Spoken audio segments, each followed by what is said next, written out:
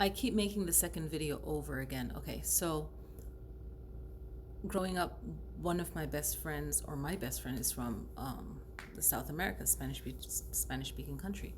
So, okay, so back to my DNA, and I'll come back to my friend.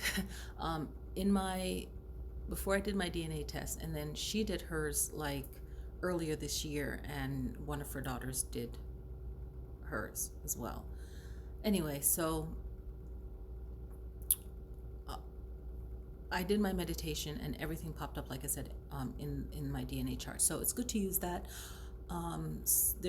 There's this one lady that did a really thorough, really good research on DNA companies and how they own your DNA, and you can opt out of it, but does that really matter, and all of this stuff? But people can do as much as they can to try to control things. There's always a higher power and a cosmic force that will do whatever it wants, right? But who knows? Maybe that action will lead to something else in the future for us, if that is in relation with reincarnation and whatever. Maybe it will better a new life experience. So I can look at something negative, or I can look at it positively, right? So I know this is YouTube. I've been on the internet since 1995, so I know that there are people out there that take things out of context and don't know how to stick to a subject and be uplifting. So I'm hoping to get some really positive comments, uh, and just researching for fun in the past. Hey, where would I like to visit? Where do I feel connected to?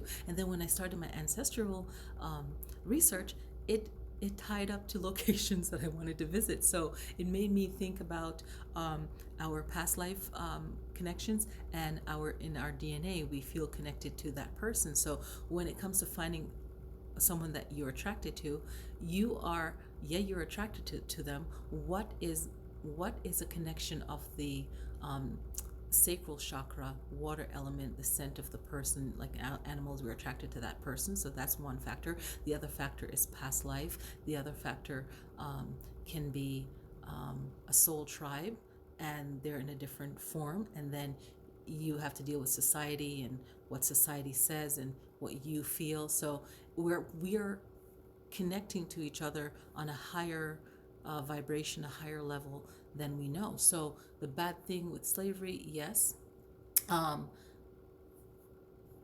we know that that's not the topic. The topic is for me to find, doing my research and saying, okay, um, I'm attracted to that place. It's a place that I'd like to visit. I saw a couple visiting Portugal, and walking, through the castles there. So it's all these places in history. It marks a time, and it's up to us, if we feel spiritually connected, to say, hey, I want to go here, I want to go there. Her topic was about, Black Christians, and I have family that are, oh, I'm Christian, but then when it, if they needed spiritual help, they're going to go to their spiritual person that they know of, that is very secretive in my culture, because it's very much Christian, right?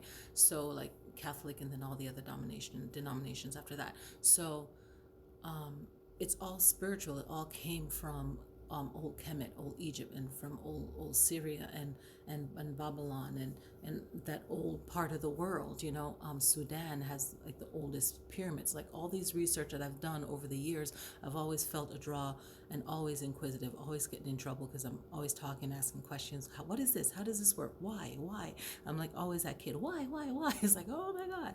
And then my kids are like that. I'm like, oh my God, I had me. But no, but it's like finding out what the meaning of things are, and studying Chinese culture.